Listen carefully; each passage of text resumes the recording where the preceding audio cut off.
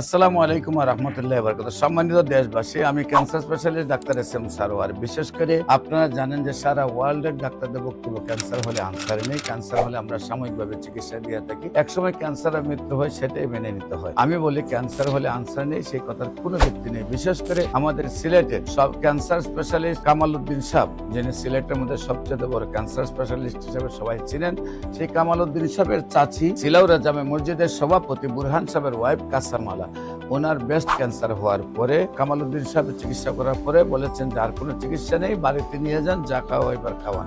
তারপর আল্লাহর রসুল সহমতে চিকিৎসা করেছি। কাসামালা বুরহান সাহেবের ওয়াইফ, আপনার সিলেটের আপনার ক্যান্সার স্পেশালিস্ট কামাল উদ্দিন সাহেবের স্ত্রী আল্লাহর রহমতে সুন্দরভাবে সুস্থ হয়েছে আজ থেকে আরো 20 বছর আগে।